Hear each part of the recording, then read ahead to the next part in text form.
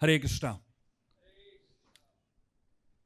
So we are now on a very interesting part of the Applied Bhagavatam series, and today we are going to start.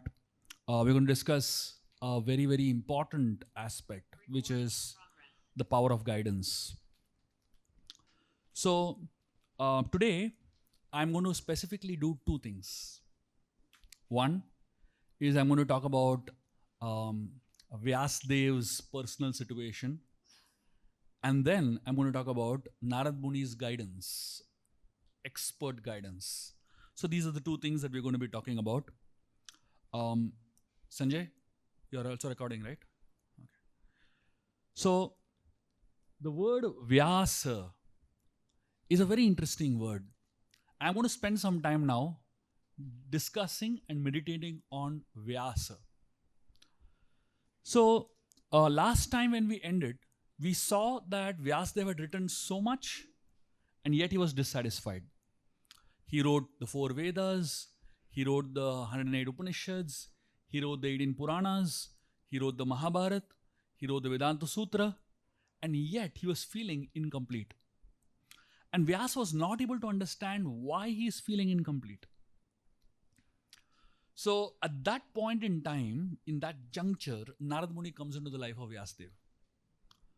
So the word Vyasa, when he was born, when Vyasa was born, he was dark, like Kajal, like dark. And because he was born dark, his name was Krishna. When he was born, the name given to him was Krishna.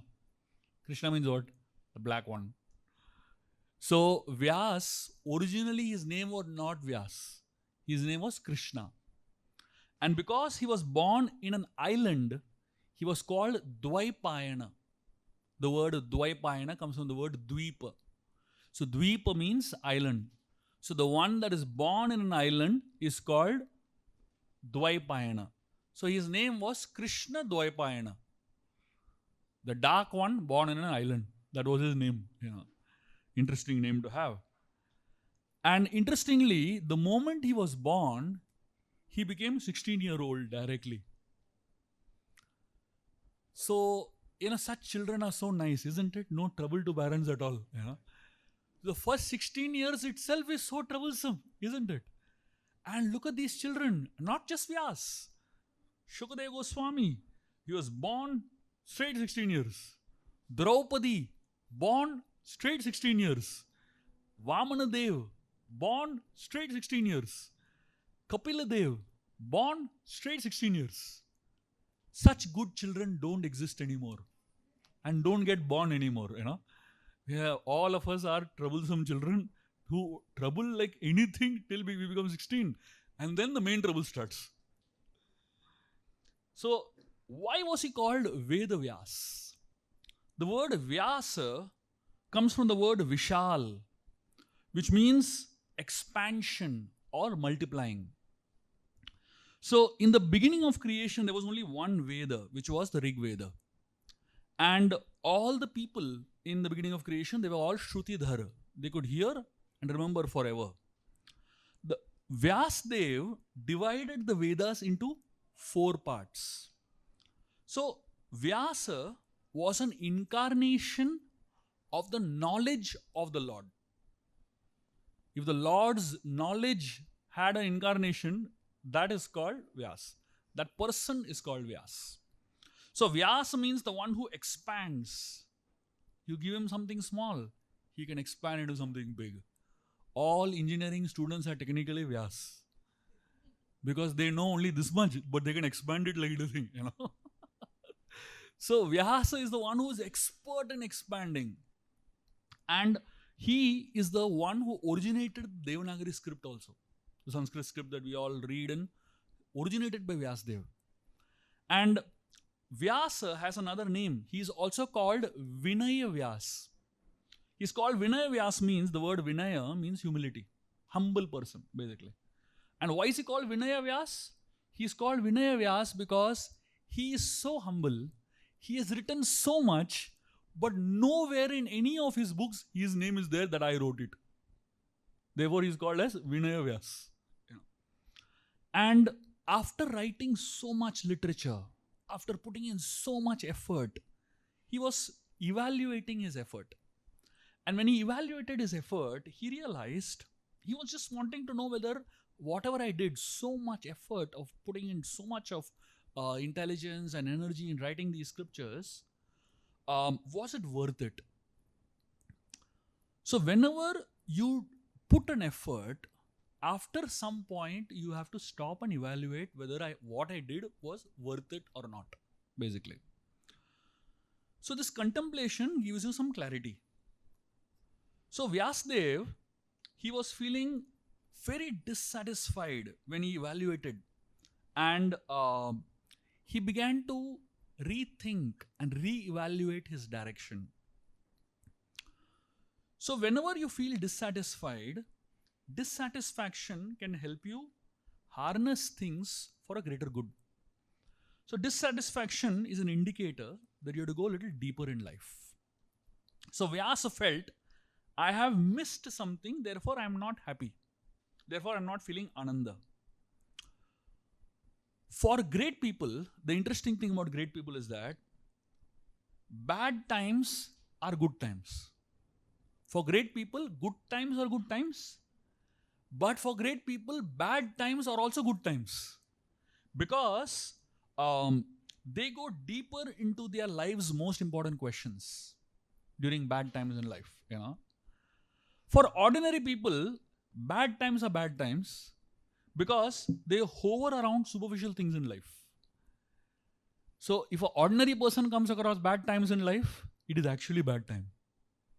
But if a great person comes across bad time in life, that person will come out of it even greater, because he will go deeper in questioning his own life, questioning his own purpose, and getting more clarity. So here, Vyas has another very interesting, meaning also. In Vedic mathematics, geometry, the diameter that goes through the center of the circle is called Vyas in Vedic mathematics. So it's very interesting. Why is the diameter that goes through the center of the circle called Vyas? So what is the meaning of Vyas in this context? So Vyas means that which divides the circle equally is called Vyas. So the Vyas goes through the center of the circle. So let's consider the entire gamut of all knowledge to be a big circle. Okay?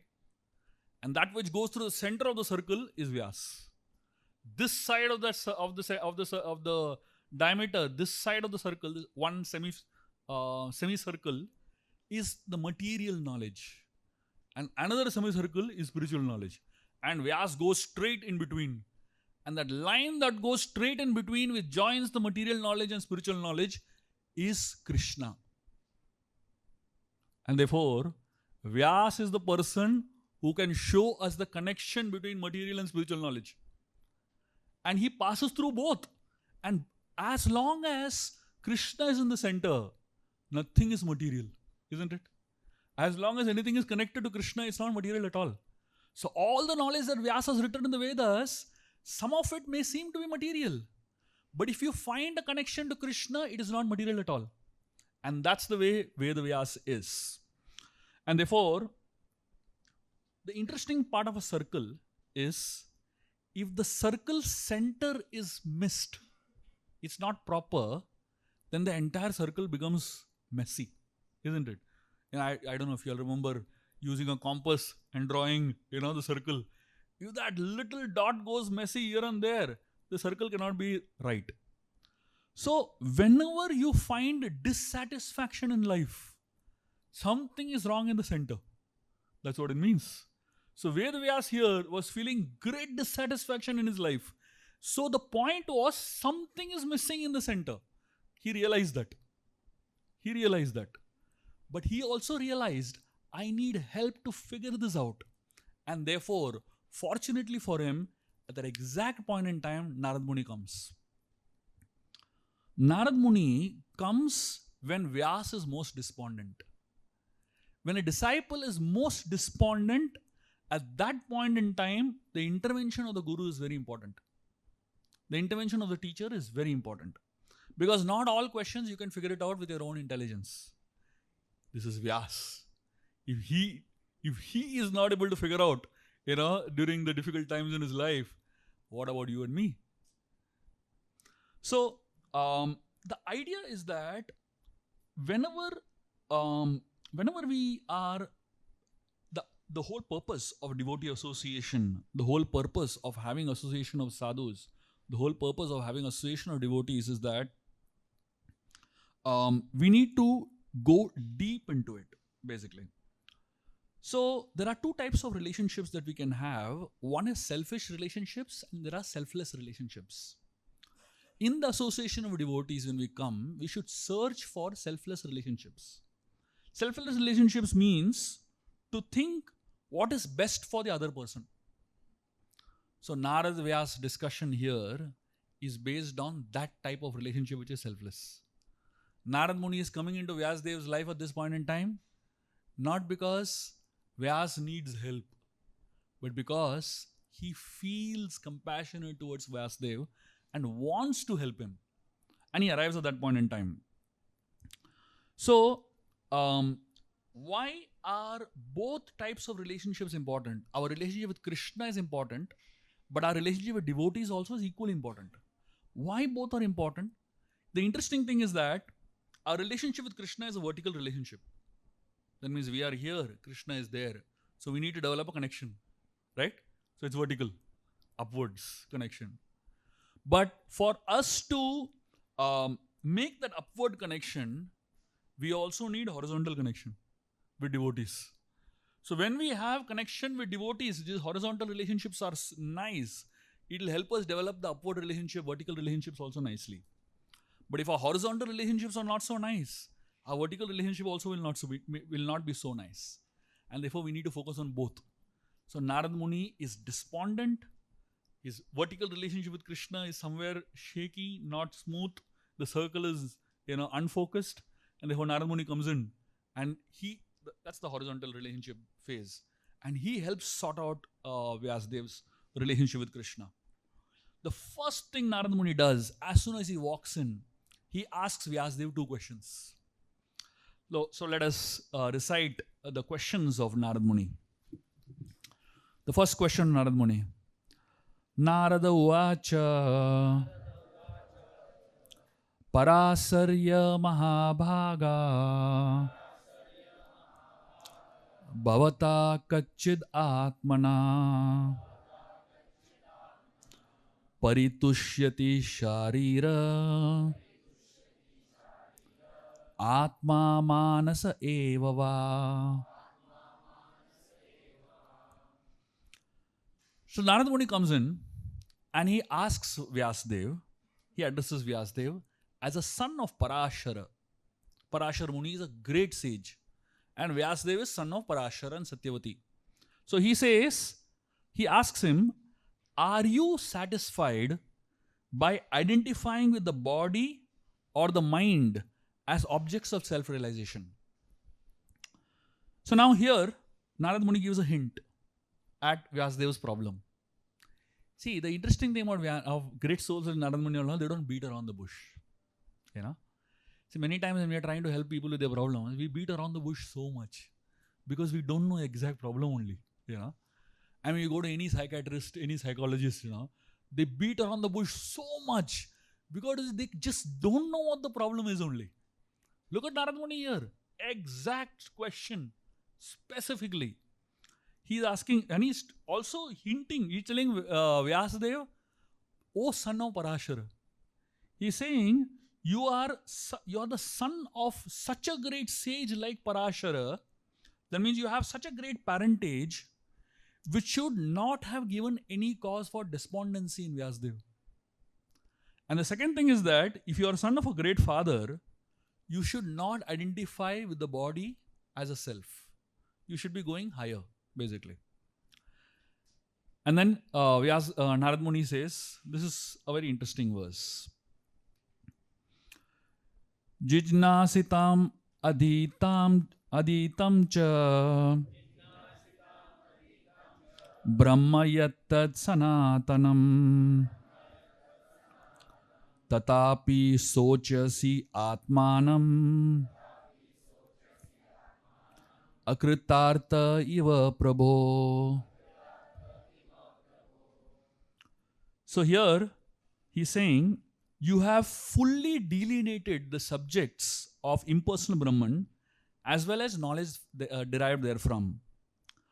In spite of that, why are you so despondent, my dear Prabhu? He tells him. See, there are two things Narad Muni is specifically asking here. And, whatever I read seems very complicated. So I'll tell you in very simple words what Narad Muni is trying to say. He's asking Vyasadeva two questions. Are you satisfied with the externals? And second, what is missing in spite of so much achievement? These are the two questions Narad Muni is asking. And he is saying, Prabhu. He is saying, my dear Prabhu. The word Prabhu is a sarcastic word here, by the way. He is asking, Narad Muni is asking him, yes. Are you satisfied with the externals? And what is missing in spite of so much achievements? These two questions are there in the notes also, if you turn the notes around. So, Narad Muni is telling him, Prabhu. He's asking him, my dear Prabhu. He's essentially saying, you are supposed to be Prabhu, but are you behaving like Prabhu? Are you understanding like Prabhu? Is your, are you able to behave, or rather, are you able to emulate what Parashar, your great ancestry, and what you are supposed to be established at? So Narad Muni, when he says this, it's amazing what Vyas does. Vyasdev, he tells Narad Muni, he says, whatever you have said is perfectly correct. And despite whatever you have said, I am not pacified only. And therefore, I want you to tell me what is the root of my dissatisfaction. And he says, you are a man of unlimited knowledge. You are almost like God, so transcendental and so powerful. And therefore, you can travel anywhere and everywhere. So he says, please, therefore, find deficiency in me. He tells him. And he is using Nyunam Alam Vichikshaya. He is saying, my dear master, my dear teacher, find deficiency in me. It's not easy to say that, right? I mean, and that too for someone who is Vyas. Someone who is so expert in expanding. Someone who's written practically every scripture in the world. He's telling his teacher, find deficiency in me. Find faults in me. I don't know if we will ever say that. Because when somebody actually finds faults in you, we won't be able to handle it. So if you can't handle it, better not ask only. So Vyasadeva is so humble. One time, the Vindhya mountains, was feeling very proud. Vindhya, so if you understand what Vindhya mountains are, Vindhya actually divides India into two parts. It's right in the center of the country, And at a particular point in time in history, the Vindhya mountains was growing. And it was competing with the Himalayas in height. So the Vindhya was growing and growing and growing and growing. Imagine if Vindhya grows as high as the Himalayas, what will happen to most of India? I mean, half of the country will literally become ice, isn't it? And not just competing with the Himalayas. Vindhya wanted to compete with Mount Meru. He at some point is talking to the sun god and addressing the sun god, telling him, I am going to become taller than Mount Meru very soon. Better you start orbiting around me. So the sun god, he got upset. He said, what nonsense? What kind of a person is this? And he said, it is not your adhikar to grow up like this. Who told you to grow like this? And all the gods together went to Agastya, who was the guru of India. And they went and told Agastya, your disciple is growing too fast. So the idea of growing, see, many times we don't realize that we are not qualified for that growth. See, apparently on an external level, we seem to be growing very fast.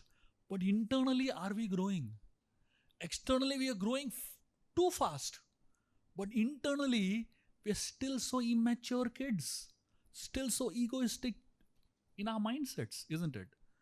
So, Vindhya was growing externally, becoming famous, becoming powerful, becoming really successful. But internally, he has not grown. Digest that success. This is the flip side of YouTube, Instagram today. People are growing 10 million followers. Internally, they have not grown to handle 10 million followers, right? Externally, you've grown with so much, but internally, you can't even handle 10 followers. What does become 10 million followers, isn't it? So that difference between the two is what Vindhya is experiencing here. Agastya, the guru of India, he comes to meet Vindhya. So all the gods come to Agastya and tell him, look at your disciple. Look at your chela. What is he doing? Deal with him, please. So Agastya goes and meets Vindhya.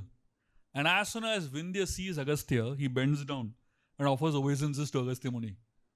Agastya Muni tells him, stay like this only. I'll come back in some time. Agastya goes to the south. Never comes back. That's why Vindhya is still lying down. He's still bent, hoping someday Agastya will come and I can stand up. The spiritual master has his own way of helping us flatten our ego, has his own way of helping us deal with our, immaturity. Unfortunately, he will not do it unless you go and ask him for it. Unless, somebody says, please help me, So look at Vyasadeva here. He is such a powerful person. I mean, what height he is in terms of India, if you can compare, Vyasadeva is on another level only. But yet, he's telling his guru, please find faults in me.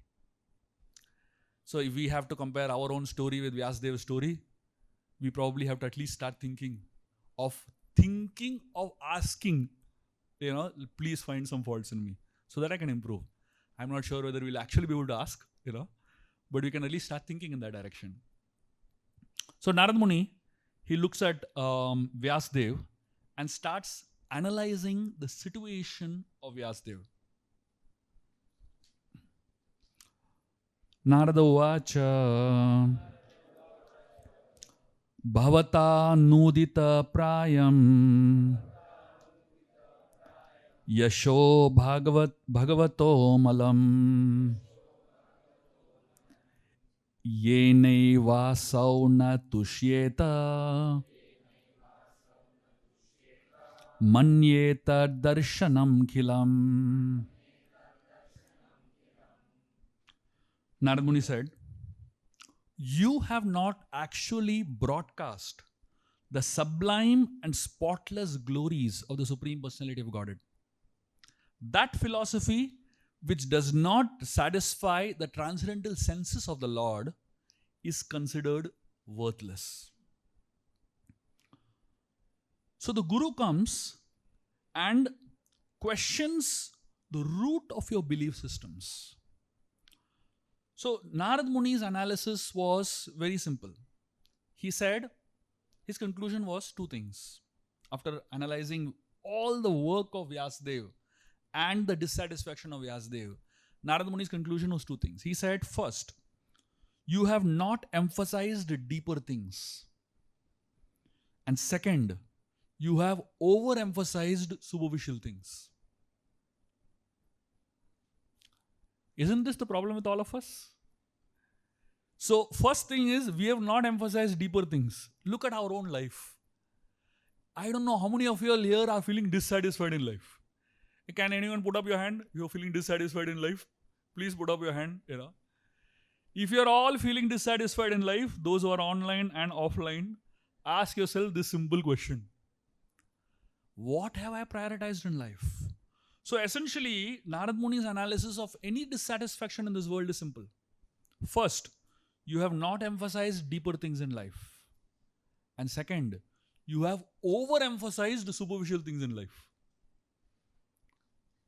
how much overemphasis is being given to all the superficial things in life, and how much emphasis is given to the deeper things in life.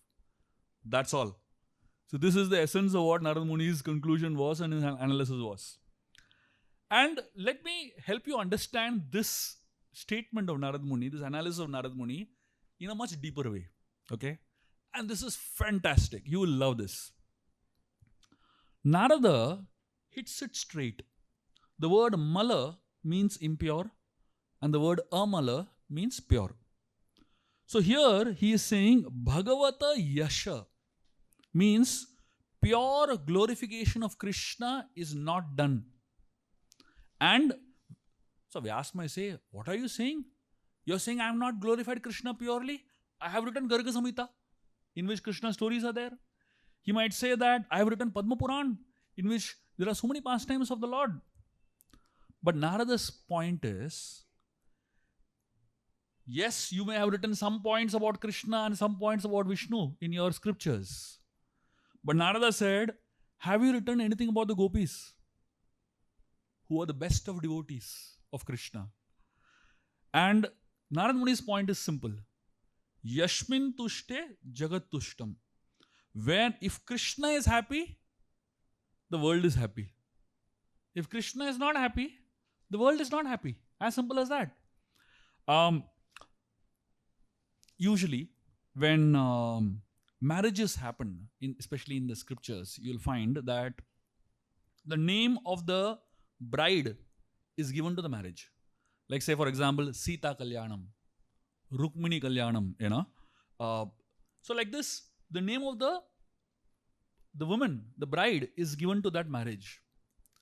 But in Balaji, Tirupati Balaji, it is said Srinivas Kalyanam. The name of the groom is given to the marriage. Okay. Because it's a special type of marriage. And in that marriage, there were 33 crore demigods came to attend the marriage. And in that marriage, imagine what a crowd, talking about Ambani marriage and all that, 33 crore demigods came to attend Srinivas Kalyanam, basically. And after that marriage, when it was time for prasadam, so it is said Agni was the chief cook. And at that point in time, all the rivers were used as cooking vessels to cook the feast for that marriage, basically. And so much prasad was cooked. But first, Lord Srinivas was given prasad, given to eat the food. And when Lord Srinivas ate, to his full satisfaction, everyone there felt full. They didn't have to eat only. They just felt full just because, Srinivas ate. That's all. They didn't have to eat at all. On the other hand, so that means if you give satisfaction to the Lord, everybody feels satisfied. But if you give pain to the Lord, everybody feels pain. One time in Vrindavan, there was one very elderly gopi who gave her cows grass.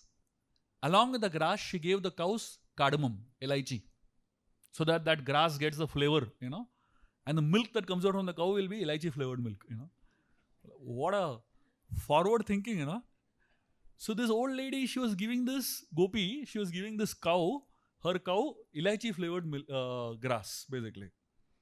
And Krishna came to know that in this house, elaichi flavored milk is there, And Krishna, obviously, he got excited, So he went over there to her house.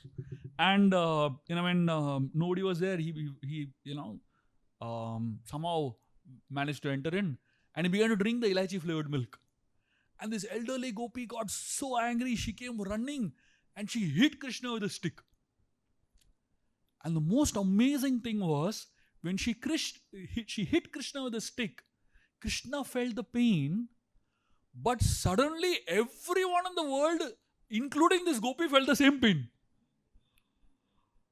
So she's hitting Krishna's back. Suddenly, she's feeling is a hit on her back, So, Vyasdev doesn't feel happy because Krishna doesn't feel happy. Vyasdev is feeling dissatisfied after all the writing because Krishna is dissatisfied after all the writing. And why Krishna doesn't feel happy? Because the gopis were such exalted devotees who are so dear to his heart, they are not glorified in any of his writings. So, what's the point in writing millions of verses if the Vrajvasis are not glorified? And that's the whole mood. So Narad Muni is telling, you have not sufficiently glorified the Lord, which essentially means he is talking specifically about the Vrajvasis of Vrindavan. Bhagavad Gita, Krishna speaks so many verses to Arjuna, right? And now the context of the Bhagavad Gita is in the middle of a battlefield, isn't it? This is in Kurukshetra, very, very far away from Vrindavan, very, very far away from the mood of Vrindavan also. This is a serious battle about property, isn't it? And in the middle of the battle, Krishna speaks Bhagavad Gita. And in the middle of the Bhagavad Gita, Krishna speaks one verse. And it's a very interesting verse because the Acharyas give a very interesting purport to that verse. So Krishna is saying, Isha Brahmi Stitha Partha Nainam Prapya. So he's saying, so in this particular verse, Krishna is saying, this is the second, this is I think in the second chapter of the Gita, if I'm not mistaken. Anyway, so in this verse, Krishna uses the word Isha Brahmi Sthita.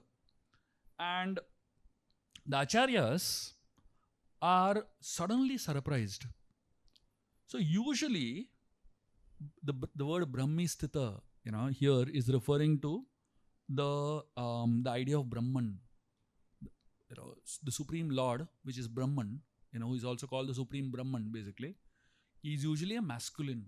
The scriptures always talk about the Supreme Lord as a masculine person, basically. So, in this particular verse, why is Krishna suddenly using the word Brahmi Sthita, which is feminine, basically? Does it mean that Krishna made a mistake in the tense? Does Krishna, has Krishna made a mistake in the grammar, basically? The answer is no. Here, Krishna is referring to Radha in the middle of a conversation, middle of a serious Bhagavad Gita conversation. Krishna is suddenly remembering Radha. And instead of saying Brahman, he's saying Brahmi. So the idea is that Krishna is mad about Vrindavan. He is mad about the Vrajvasis in Vrindavan. And he is constantly absorbed in Vrindavan. And here is Vyasdev writing about Krishna, but he has not mentioned one single word about the gopis of Vrindavan, about the Vrajvasis who are so dear to him. And Krishna is feeling bad. And because Krishna is feeling bad, that dissatisfaction of Krishna has gone into Vyasdev's heart. And he is feeling dissatisfied. So, what is Srimad Bhagavatam? The word Bhagavatam, we understand. It is the story of the Supreme Lord. It is about the Supreme Lord, etc. But what is Srimad? Mad, the word mad means madness, ecstasy, bliss. That's what the word mad means. Honey, right? And the word Srimad means the ecstasy of Radharani. So what is Bhagavatam? Bhagavatam is the ecstasy of Radha, of Shri. So if I have written all the scriptures in the world, but you have not written anything about Shri, about Radha, then where is Krishna going to be happy? Right? So Narad Muni's solution, what he's telling to Vyasdev, is compile a literature that glorifies the Vrajavasis sufficiently. That's all. And Narad Muni is telling Vyasdev what type of literature to compile. And this is a very beautiful verse where he's giving that instruction. Tadvag visargo janataga viplavo yashmin prati shlokam abadvati api namani anantasya yasho ankitani yat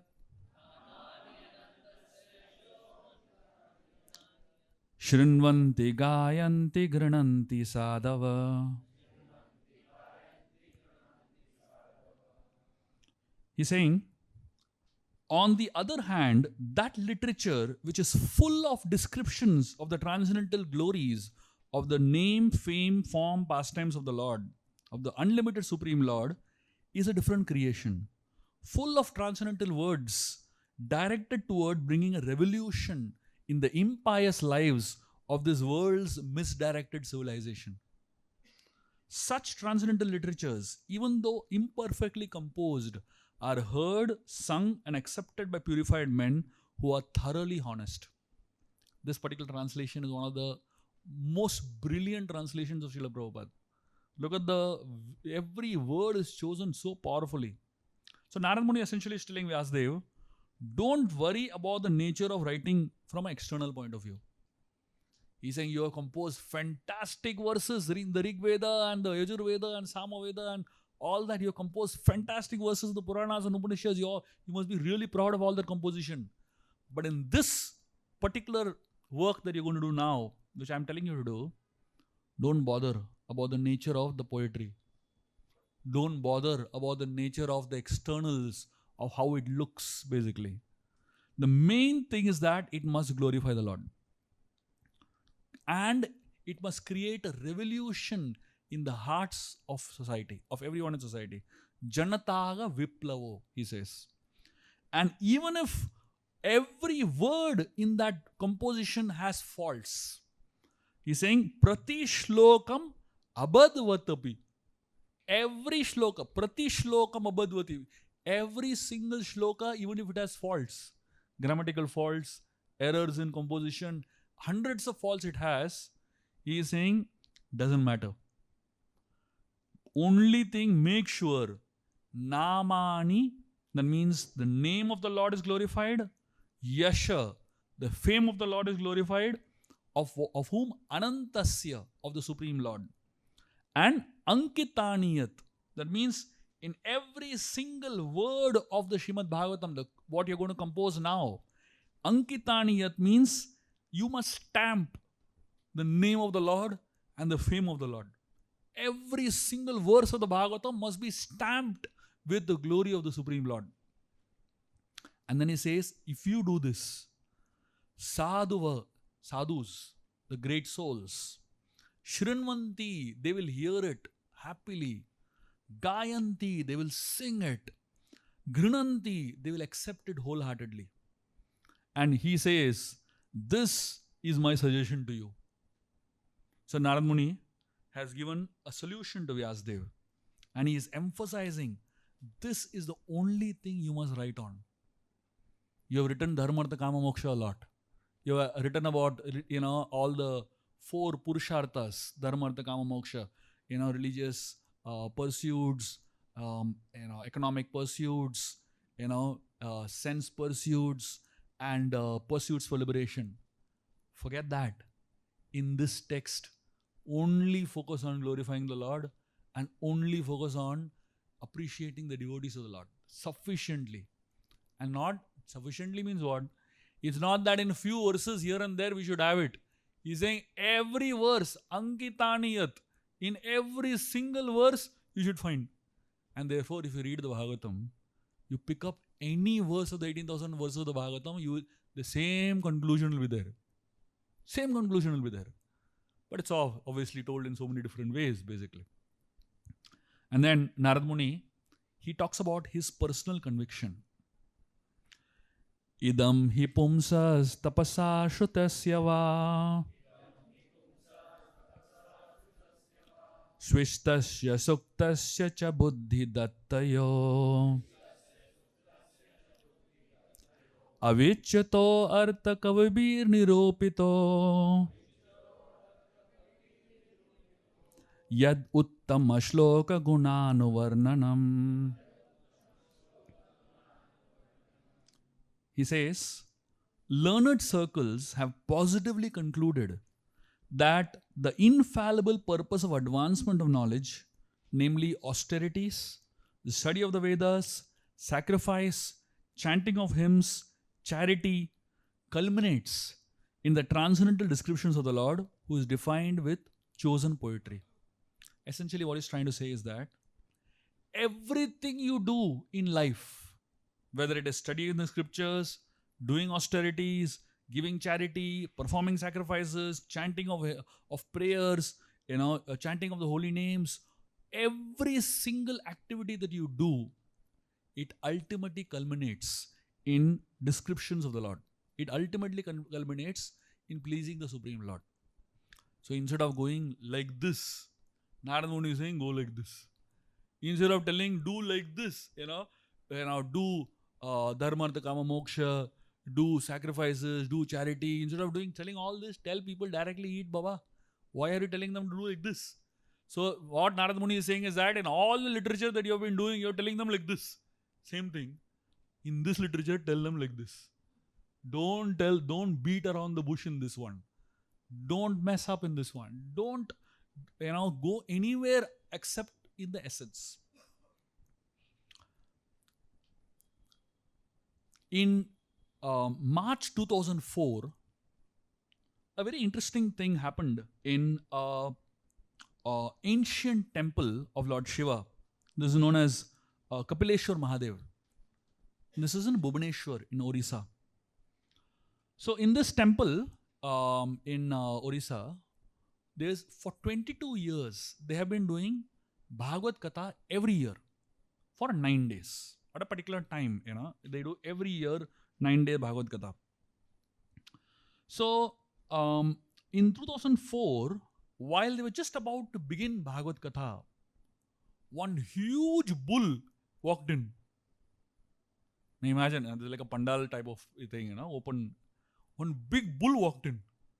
So everybody obviously were bewildered, and there is not a normal Buddha, like an extraordinary huge bull.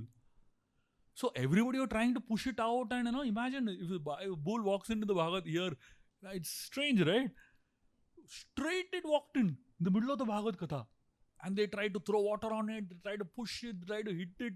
Nothing. It didn't move at all. It went and sat there in Bhagavad Katha. Full Bhagavad it heard that day. After the Bhagavad got over, it got up, quietly walked out. Next day, exactly same time it walked in. Sat, heard full Bhagavad Katha, walked out. 9 days, every single day it walked in. People were amazed. This bull became like a celebrity, Everybody only talking about bull. They don't not nobody talk about Bhagavad Katha, what happened, Bull came, And the most amazing thing was, next year, again on the same date it came for attend Bhagavad Katha. Every single year after that, the bull has been coming to attend Bhagavad Katha exactly for those 9 days. Quietly hearing full Bhagavad Katha and walking out. So, of course, you might say, we are also hearing Bhagavad Katha, But there's a big difference. And that's what we're going to discuss, basically, So, there was this story of Gokarna who recited the entire Bhagavatam for the benefit of his brother, His brother had become a ghost, Dundubi. Dundukari. I think Dundukari his name was, not Dundubi, sorry. I got into the Ramayana mode suddenly, So this Dundukari, he became a ghost. His brother became a ghost. And to liberate his brother, Gokarna said, I'm going to recite full Bhagavatam. So for 7 days he recited complete Bhagavatam. And while Gokarna was reciting Bhagavatam, there were hundreds of people sitting there in the assembly, On the 7th day, as soon as the Bhagavad Katha was over, the ghost got liberated.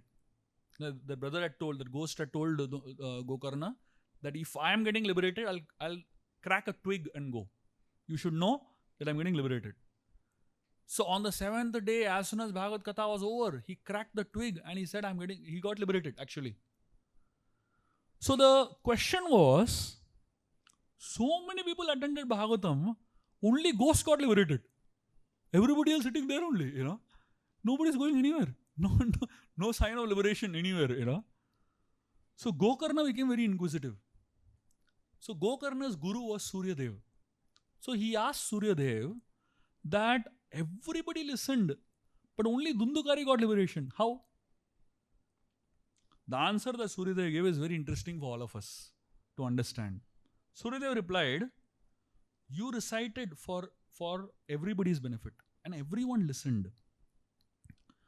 So the whole thing doesn't depend on who is speaking, but it depends on who is hearing. And everybody hears. So the Shravanam that is done by everybody is equal. But the Mananam that is done by everybody is not equal. So most of us, we hear and we nod our head like the bull, Yes, we have heard, But how much are we digesting it? How much are we contemplating on what we heard? And that makes all the difference. So the idea is that when we hear, we bring in all our upbringing, we bring in our culture, we bring in the context in which we are living. So many things are also there while we are hearing, right?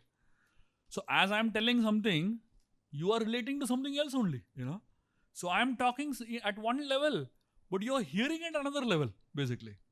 So Suryadev says, Shravanam is equally done by everybody, but Mananam is not equally done by everybody. Shravanam should ideally lead to Mananam. And only by Mananam can you reach Vaikuntha. Only by Mananam can you actually reach the spiritual world. So ideally what we should be doing is when we hear the Bhagavatam, we should hear it attentively. Shravanam should be very good. But at the same time, we should contemplate on it later. And that's the reason I'm giving you all notes. So that you can go back and think about what we read, what we heard, what we discussed. And please feel free to fill up these pages, the remaining spaces that are there, with whatever you want to. And you can fill up more notebooks, because the ability, only by hearing, the transformation won't happen. There are so many people who go to so many Bhagavad Gathas, but the transformation doesn't happen simply by hearing. That's the one level. But the deeper level is you go back and discuss it. Go back and contemplate on it. Go back and share it with somebody. Go back and talk about it. So the idea is that Bhagavatam should be a part of our life. It should be it should be an eternal part of our life. And that's when the Bhagavatam goes really deep into our souls. And it really benefits us to the deepest level.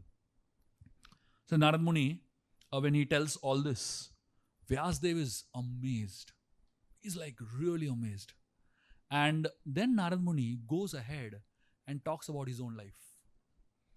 See, Narad is a great teacher. And being a great teacher, he is not only giving theory, he is telling practical. He is not only telling, I am telling you to do it, but I am doing something else. He is telling Vyas to do it and is giving example from his life to prove that I have also done this only. And this only has benefited me, what I am telling you to do. And Narad Muni tells his whole story.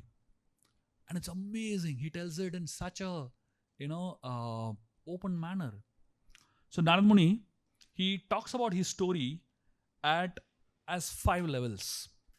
So I shared with you all this 5 points that are there in this in the notes. But if you want to make it even easier for you to remember the acronym QUEST. QUEST.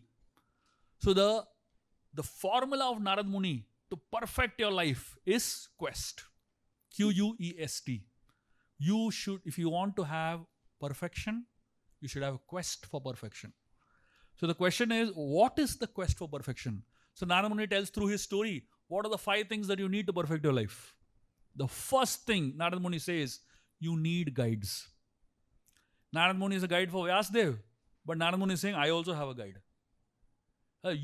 For you to be a guru to somebody, you also have to have a guru. Nowadays, people want to be guru to others, but I have no guru. And they proudly say also, I have no guru, That's the saddest thing.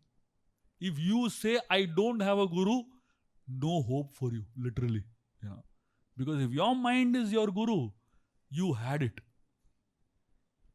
So Narad Muni is telling Vyasdev, but he is telling about his own story. First thing, you need guides. So Narad Muni says that he talks about his previous life. He talks about how he became Narada. So he says, in the last millennium, I was born as a son of a maid servant. And this maid servant, this lady, she was, working in different people's houses. But in one particular time during the Chaturmas period, there was a group of Brahmanas, sadhus, that came and stayed in one place for 4 months, the Chaturmas.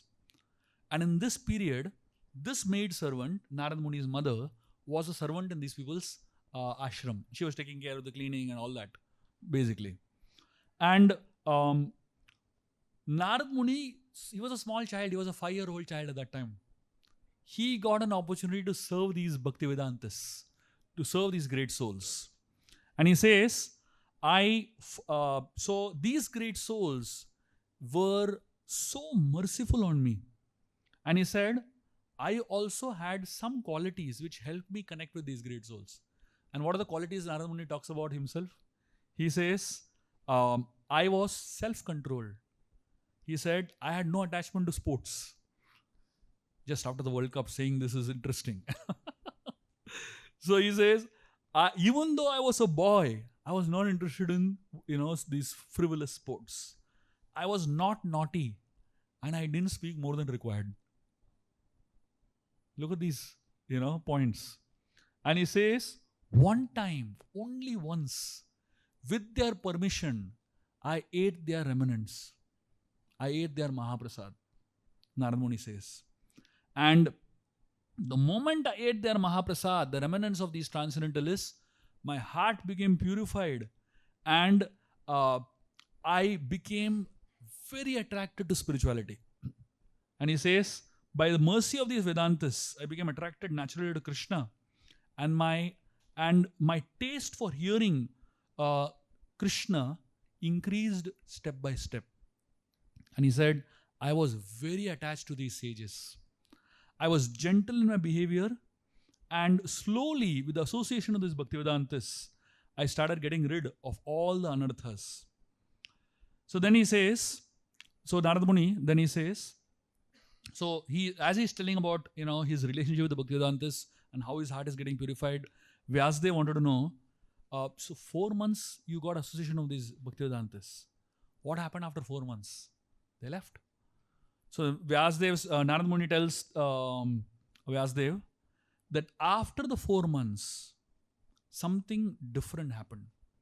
So Vyasdev asks him, first, what happened after the 4 months? And second thing, how did you become Narada? How did you get this body? Because Narad Muni's body is not an ordinary body. It's a celestial body, right? So he's saying in the previous life, I was son of a maid servant. So from a son of a maid servant, how did he become Narad Muni? So Vyasdev wanted to know. And then Narad Muni tells him the second step that is needed for you to perfect your life. So the first step is that you need guides, right? Quest for knowledge comes when you have a guide in your life, when you have guides in your life. The second thing that happened in Narad Muni's life is a calamity struck. So most people, they don't have an urgency for practicing spiritual life. Everything else is urgent. Tax filing is urgent. Everything else is very, very urgent. Earning money is very urgent. But spiritual life, what is the hurry? I am not so old as yet. I have a lot of time. No urgency. So therefore, time to time, Krishna creates a reason for us to develop some urgency. And that's why calamities come in our life. Calamities come in our life just to shake us up. Just to make us realize there is something more than all the frivolous things you're searching for. And all the frivolous things you're searching for is not going to give you satisfaction in life. So therefore, little calamities keep coming in our life. Unfortunately, when that calamity comes, we become very serious. And as soon as the calamity goes, our seriousness also goes along with it. So Narad Muni is telling him, after the guides went, then a calamity struck in my life. He says, I was the only son of my mother. And she was not just a simple woman, but she was a maid servant. And because I was her only offspring, only son, she pampered me like anything, showered so much love on me. And she wanted to take so much care of me. But once my mother went out in the night to milk a cow and she got bitten by a snake. And Narad Muni says, influenced by supreme time, the snake bit her. So the moment you feel that there is an emergency coming to your life, there is an urgency, there's a problem, there's a calamity coming to your life, that is the time to actually start thinking from a higher point of view. The moment the mother was bitten by the snake and his mother died, you know what Narad Muni starts thinking? Narad Muni thinks, this calamity is not in my hand, right? It is the snake of time took away my mother. And he said, I want to look at this calamity as a mercy of the Lord. This is an opportunity for me to become very serious in what I have learned from the Bhaktivedantas. So he decided to do what is known as exploration. So first is guidance. So Q. I don't know how to put that Q with guide, but you can say quest for guidance, So quest for guidance, basically. The second U is urgency for your spiritual life. So urgency comes with an emergency, If there is no emergency, no urgency. So urgency comes with an emergency. Third, E stands for exploration. Exploration means you need to take some risks in life. So he says, I took this as a special mercy of the Lord, who is always desirous of doing welfare for the devotees. And so thinking, I went to the north. He went alone to follow the guidance of the devotees. Imagine a 5-year-old boy deciding to go to the north alone. The problem with most people who take up spirituality, they are risk averse. You tell someone, chant one round, they'll say,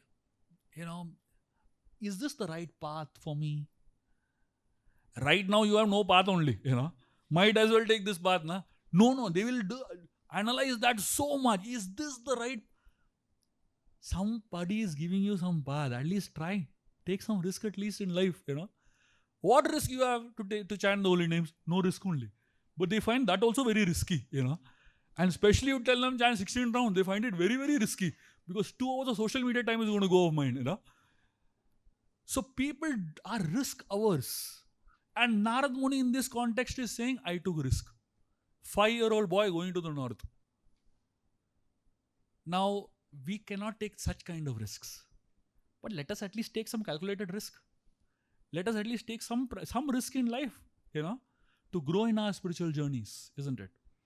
So, Narad Muni, he went out and he decided to follow the inspiration of the Bhaktivedantas. And the fourth thing that happened, so quest for guidance. Second is urgency, which comes from an emergency. Third is exploration, which means taking risks in your spiritual journey. And the fourth is study, which means that our life has to be that of constant learning. There has to be constant learning happening in our life. So Narad Muni, he said, I passed through many flourishing metropolises, towns, villages, animal farms, mines, agricultural lands, valleys, flower gardens, nursery gardens, natural forests. And he was saying, traveling length and breadth of the world. 5-year-old boy. No passport, no visa, no money. And Narad Muni, in one of these purports, Prabhupada writes a fantastic thing, which really inspired me a lot in my journey of life. Prabhupada, in one of the purports, he says that for one to experience Krishna, one should travel the world. And he says, you should travel the world depending on Krishna. We travel the world depending on our currencies. If you don't have a card, if you don't have a credit card, if you don't have enough currency, who's going to take the risk of traveling the world? When I was reading this section of the Bhagavatam many years back, and I happened to start traveling internationally for the first time at that point, And I just read this section very fresh in my mind, So I was really excited, thinking that like Narad Muni, I'm going to travel the world. Maybe I'll experience Krishna somehow, So I landed in Mauritius. That was one of my first, maybe second international travel at that point, This was way back in 2011 or 12, maybe, maybe 2013. I'm not sure. Yeah, I don't know. It was 2013, definitely 13 or 14. So when I landed there in Mauritius, so now obviously I didn't have any money. I didn't have any money whatsoever, And I had my passport, obviously, and there was no need of a visa also because there was a visa on entry there. So I just landed there. My phone, I didn't have, international roaming in it. And I had no idea how to contact the person. That devotee told me, I'll come there, And I just thought that he'll come, In my naivety, I just landed there. I walked out. I had nobody there. I was not able to find anyone there, So I'm wondering, what do I do? I wanted to make a phone call. There's nothing, no currency in my phone to make phone call. I had his number, obviously, but I didn't know how to contact him.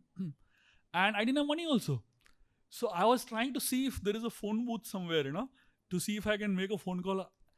I didn't have currency to put on the phone booth to make a phone call.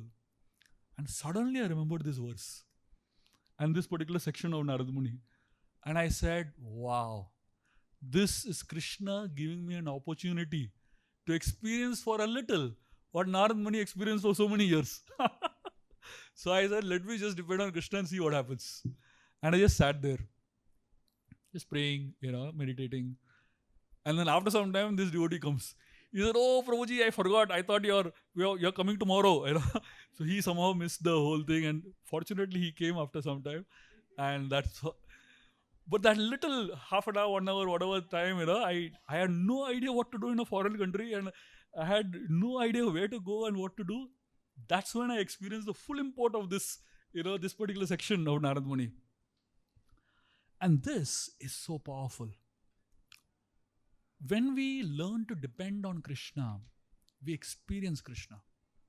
So Narad Muni traveled so much the length and breadth of the world. And then at some point, while traveling, Narad Muni felt tired.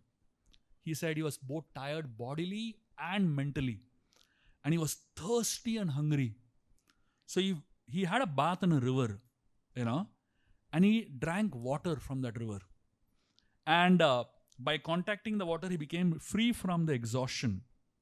And then he sat under the shadow of a banyan tree, and he began to meditate on the super soul within his heart.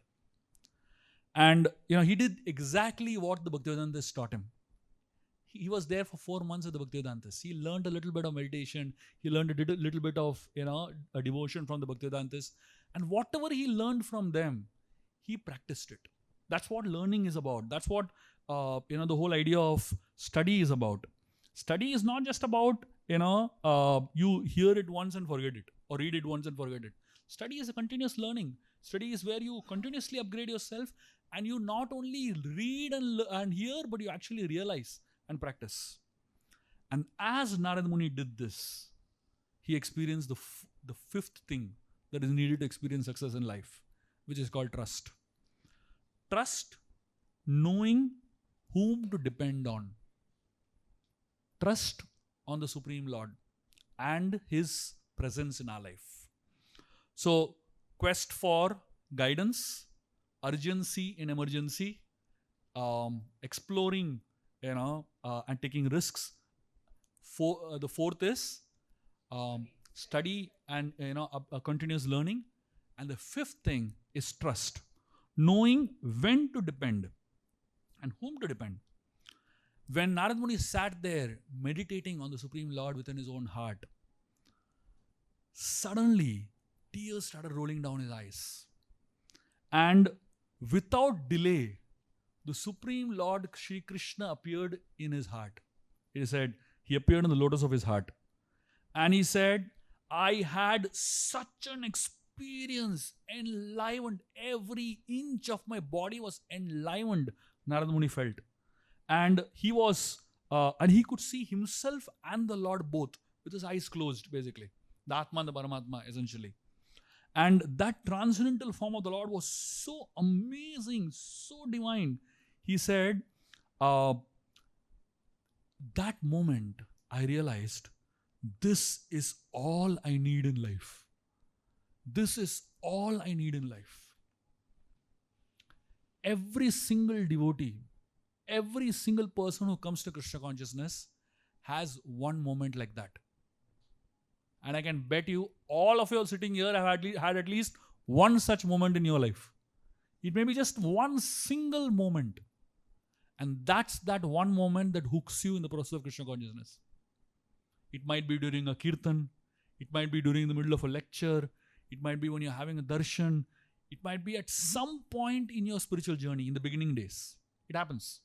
Every single one of us have experienced it. And that's why we are all here. Narad Muni experienced that so powerfully in his life. And he felt so blissful. And suddenly, that form of the Lord disappeared. So Narad Muni opened his eyes. He was like shocked that form of the Lord disappeared. And he began to intensely meditate so that he gets that form again. Nothing. No matter how much he meditated, he just couldn't get that form again. And then he heard a voice. The voice of the Lord told him, that experience that you have had, you're not going to get it again. You'll have to now struggle for it. You'll have to put effort for it. You'll have to really prepare yourself, qualify yourself for it. That what you got is an advertisement. Krishna gives all of us a trailer, a little bit of taste. And that one little taste that you experience is so amazing, so powerful, that for the rest of your life, you will hanker for that one experience. But you won't get it so soon. Because that was free. That was, you were not qualified for it. It was grace. Just because you got it doesn't mean you deserve it. You know? Therefore Krishna says, now that you actually want it, work for it. So Krishna tells Narad Muni, now work for it. I gave you the sample. You won't get it back in this lifetime.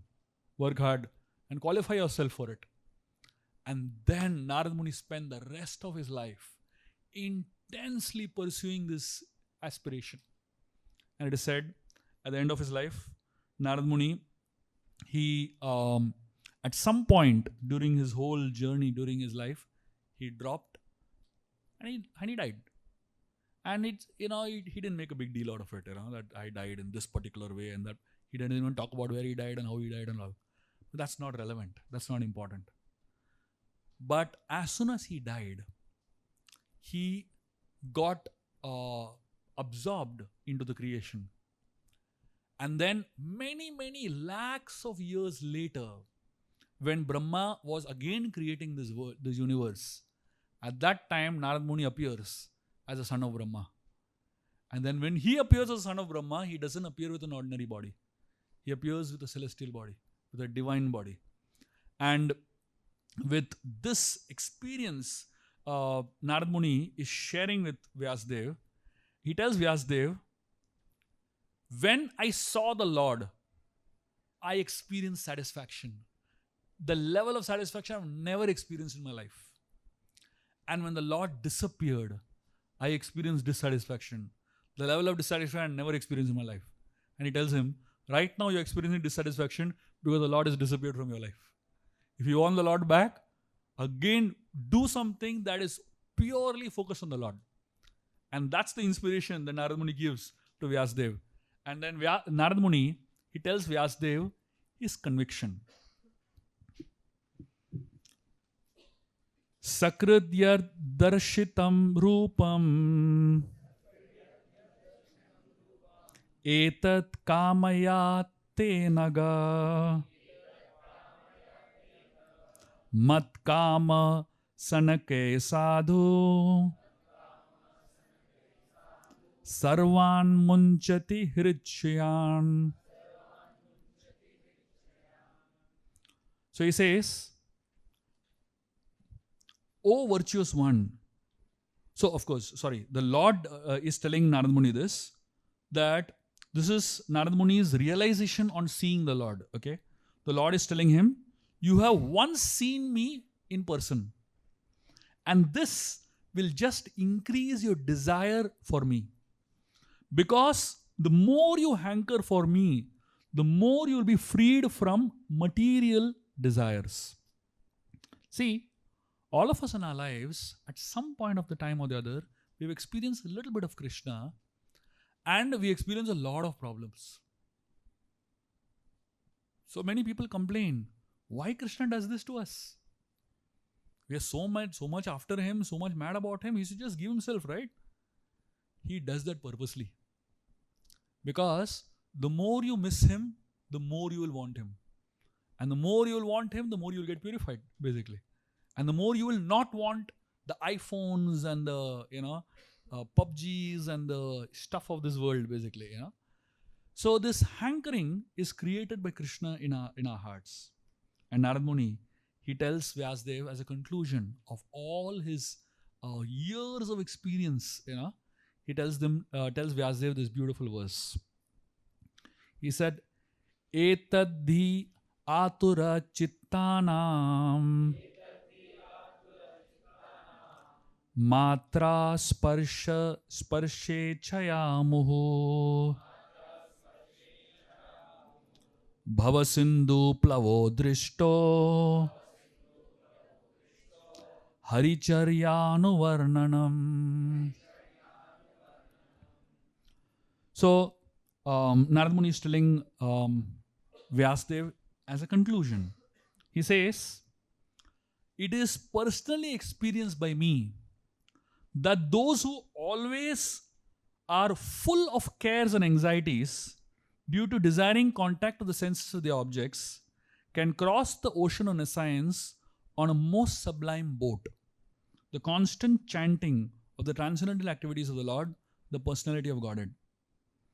So he says, the only thing that I can tell you based on my life's experience and my conviction is that if there is anything in this world that is worth doing, worth focusing on, it is the chanting of the holy names of the Lord, and it is focusing on the Supreme Lord.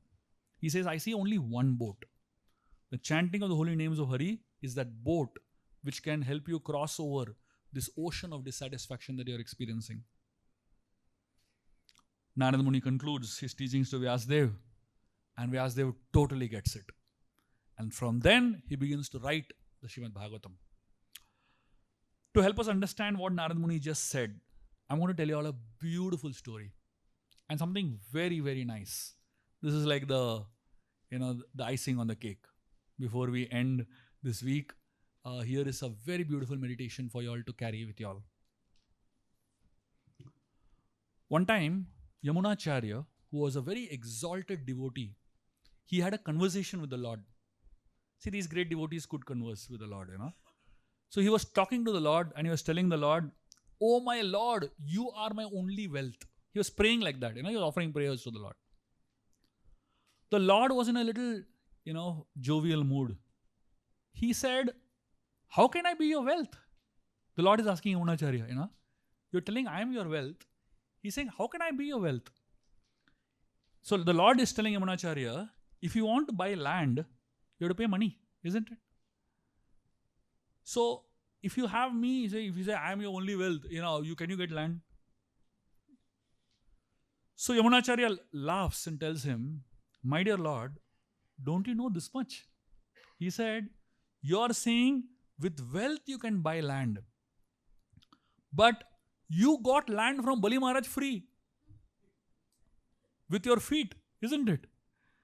So he says that with your feet only you managed to get all the three worlds. Not only, 3 steps of land, he conquered the entire universe practically. All the land in the world belongs to, Vamana Deva now, isn't it? So he says, Yamunacharya says, according to me, your feet is the highest wealth.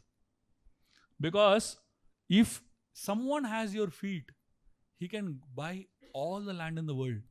Because in 3 steps of land with your feet, you bought the whole universe. The Lord says, fine, that's okay. For buying land, what you're saying might be okay. But what about emergencies? If you are in emergency, only money helps, right? So this type of money which helps during emergencies is called apad dhanam. So the Lord says, you should save money for emergencies, How can I replace that wealth, So Yamunacharya says, my dear Lord, your feet is enough. And he tells him, anyone taking shelter of your feet is assured of overcoming all emergencies. So just by having money, can you be assured that you'll come out of problem? How much money people had in Corona time? Can they come out of problems? So just by having money doesn't mean you will be able to overcome your emergencies. So he said, in fact, Yamunacharya says, money can bring many problems. Money itself can bring many emergencies in life. So he says, there are two qualities of wealth. Yamunacharya is telling the Lord. The first quality of the wealth is that wealth should help you buy anything that you desire. And the second quality of wealth is that wealth should be able to help you deal with difficulties and emergencies. And he says, these two qualities can only be seen in one wealth, which is your 2 lotus feet. And then he says, the one that holds these 2 lotus feet is Mahalakshmi. Lakshmi Devi, she holds the 2 lotus feet of the Lord, right?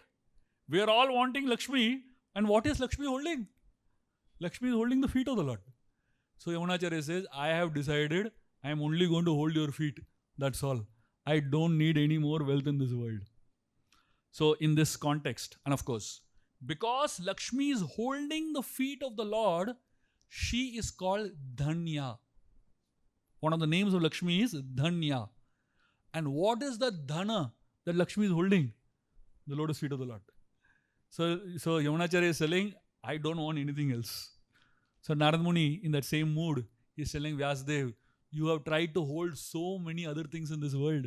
Now forget everything else and just take hold of this one lotus feet of the Lord, the holy names of the Lord, and completely immerse yourself in the pastimes of the Lord. That will make you satisfied. So with this, let us conclude today's session and understand that if we seek satisfaction in our lives, we must go deeper. We must build our personal connection with the Lord. It is not going to come with externals. It is not going to come with superficial connections. It is going to come only when we decide to go deeper. So I must congratulate all of you all. In spite of rains, in spite of waterlogging, in spite of so many issues, and all the people that are online here, in spite of all the technical problems, in spite of all the, all the mess that I am making with the technology, you all are still holding on to it.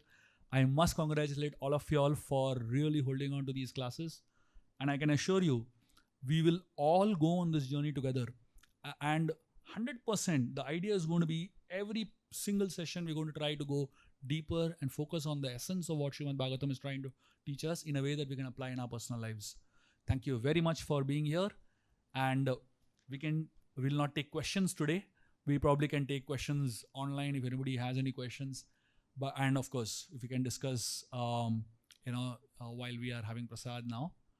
Also, what I want to tell all of you is that I don't know if all of you all are in the Telegram group also. Are you all there?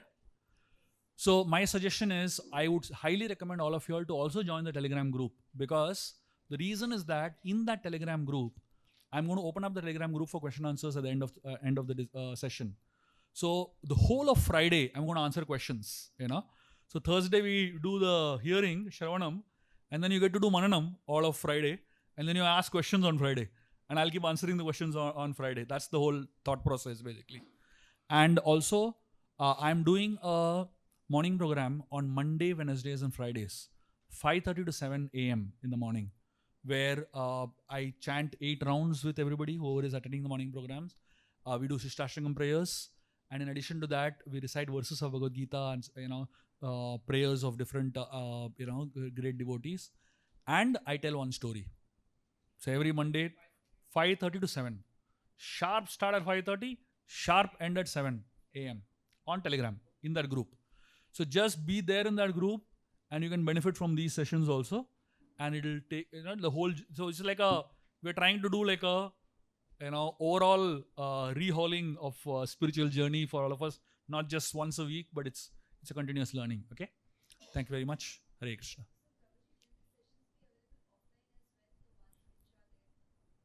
Oh, no. Morning program is just online because, obviously, who will go where, right? It's a little complicated, basically. If you want to come offline, come to the temple. Yeah. The YouTube recordings of every single session will be put on the Telegram group and on all the groups. That will be available. All these recordings, every single session will be recorded and it will be available with us. Okay. Thank you very much. Hare Krishna.